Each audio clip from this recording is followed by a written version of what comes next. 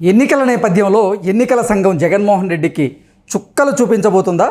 జగన్మోహన్ రెడ్డి పరిస్థితి ఇక అల్లకల్లోలంగా మారబోతుందా అంటే అవుననే సమాధానం ఇస్తున్నారు కొంతమంది రాజకీయ విశ్లేషకులు. ఇక ఇదే అంశానికి సంబంధించి మనతో మాట్లాడేందుకు ప్రముఖ రాజకీయ విశ్లేషకులు కృష్ణకుమారి గారు మనతో ఉన్నారు. మేడంతో మాట్లాడదు. మేడం నమస్తే. మేడం నమస్తే. మేడం, ఎన్నికల నేపథ్యంలో ఎన్నికల సంఘం జగన్మోహన్ రెడ్డికి షాకుల మీద షాకులు ఇస్తూ ఉంది. ఇక ఆంధ్రప్రదేశ్లో జగన్మోహన్ రెడ్డి పరిస్థితి అల్లకొల్లోలంగా మారబోతుంది అంటూ కొన్ని వార్తలు వస్తున్నాయి. ఏంటి మేడం దీని మీద మీ విశ్లేషణ? మామూలుగా అయితే జగన్మోహన్ రెడ్డి చాలా ఆత్మవిశ్వాసంతో ఉన్నాడు. నేనే గెలుస్తా, నేనే గెలవగలను, నేను గెలుస్తున్నాను అనేదో డైలాగ్ ఉంది కదా.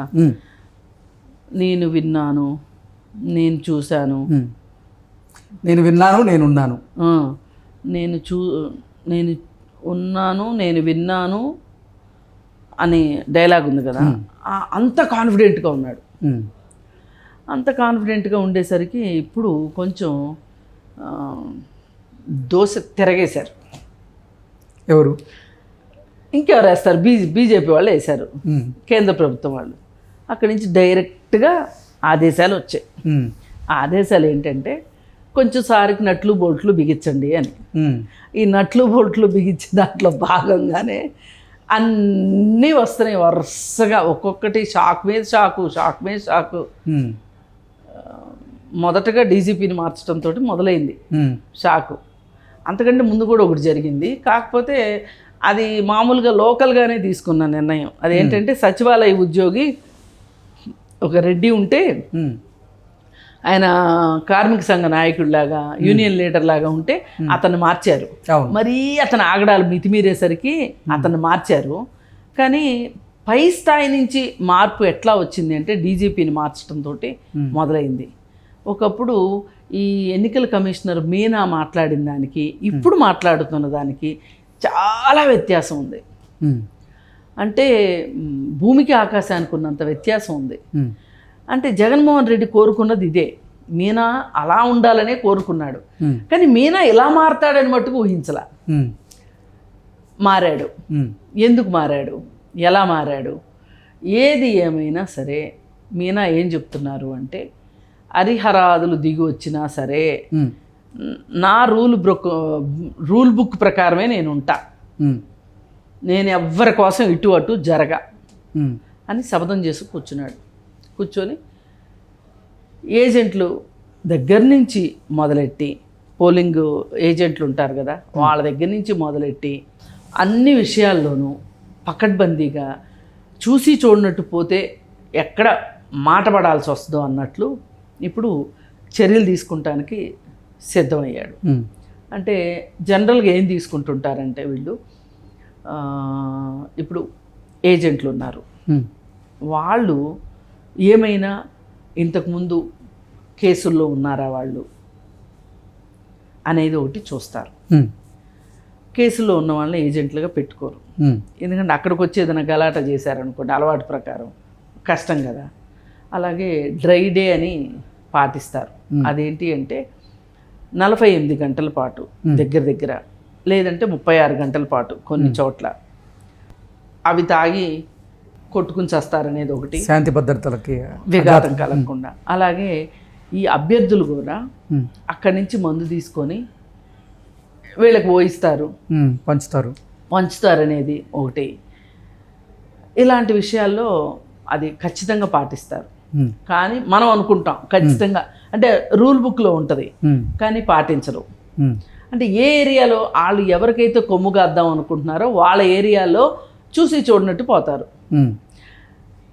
ఎవరైతే వేరే వాళ్ళు ఉంటారో, ప్రతిపక్షాల వాళ్ళు కావచ్చు, ఇట్లాంటి వాళ్ళు ఉంటే కనుక ప్రతిపక్షాల వాళ్ళు ఉన్న దగ్గర మట్టుకు కఠినంగా నియమ నిబంధనల ప్రకారమే అంతా జరుగుతుందన్నట్లుగా చెప్పటం.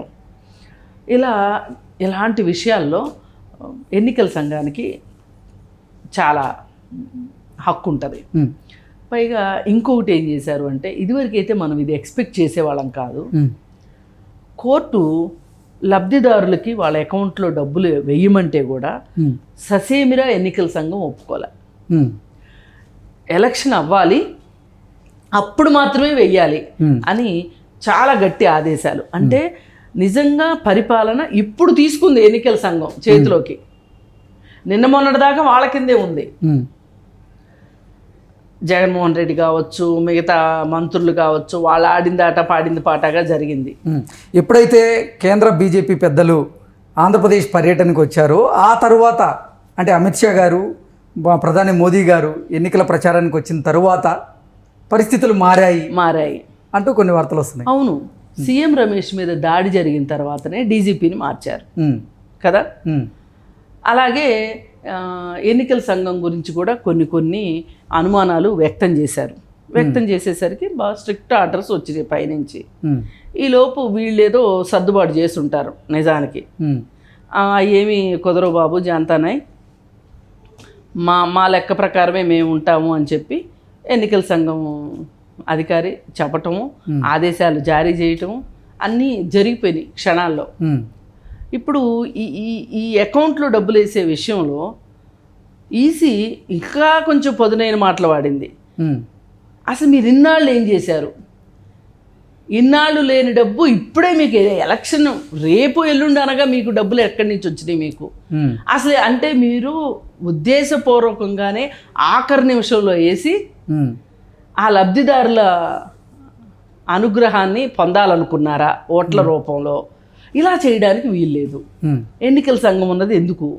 ఏమైనా గుడ్డి గుర్రాలు పళ్ళు తోమటానిక? మేమున్నది ఇలాంటివి చూడటానికే కదా అని చెప్పి వాళ్ళు తీవ్రంగా మాట్లాడడం జరిగింది. జరిగేసరికి ఇలా పరిస్థితి ఇక్కడ దాకా వచ్చింది. ఇది ఎన్నికల సంఘం ఇంకా వాళ్ళు నిరూపించుకోవాలి అంటే కనుక ఇంకా 2 రోజులు టైం ఉంది. అంటే పోలింగ్ అయిపోయి పోలింగ్ ఈవీఎంలు భద్రపరిచే దగ్గర నుంచి పైగా ట్రాకింగ్ పెట్టి కరెక్ట్గా ఎక్కడికి వెళ్తున్నాయి, ప్రతి వెహికల్కి ఈవీఎంలు పెట్టిన వెహికల్కి ట్రాకింగ్ పెట్టాలి. మామూలుగా ఇంతకుముందు ఆంధ్రప్రదేశ్లోనే నాకు గుర్తున్నంత వరకు ఈవీఎంలు దొరికాయి, లెక్కించని ఈవీఎంలు దొరికాయి. ఓకే, అంటే ఏం చేస్తారు అంటే ఇప్పుడు పలానా ఊరు ఏది ఏమైనా గట్టి తెలుగుదేశం ఊరు అనుకోండి, అక్కడ తెలుగుదేశానికే ఓట్లు పడతాయి, వైసీపీకి ఓట్లు పడవు అనుకున్నారనుకోండి, అప్పుడు ఏం చేస్తారు? ఆ పెట్టెలు మాయం చేశారనుకోండి, ఏదో అంటారు కదా శతకోటి లింగాలు అన్నట్లుంటుంది. అందుకోసం ఏంటంటే ఇలాంటి వేషాలు వేసే అవకాశం ఉంటుంది, ఇలాంటివి చేయకుండా ఉండటానికి.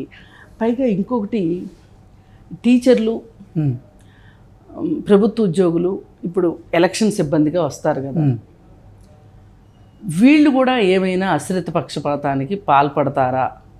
పాల్పడకుండా ఉండేటట్లుగా వాళ్ళ మీద కూడా ఒక నిఘా, వాళ్ళకు కూడా హెచ్చరికలు ఇవన్నీ కూడా జారీ చేయబడ్డాయి అనేది కూడా వస్తుంది. అందుకని మనం ఒకంత ఎన్నికలు సజావుగా జరుగుతాయి అనే ఒక నమ్మకాన్ని అయితే పెట్టుకోవచ్చు.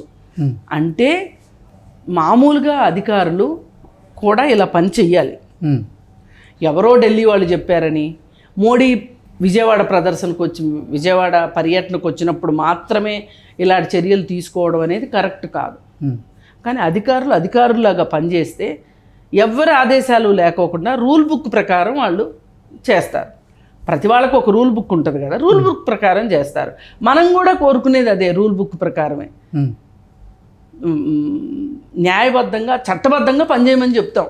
అది ఎవరికి ప్లస్ అయితే వాళ్ళకి ప్లస్ అవుతుంది.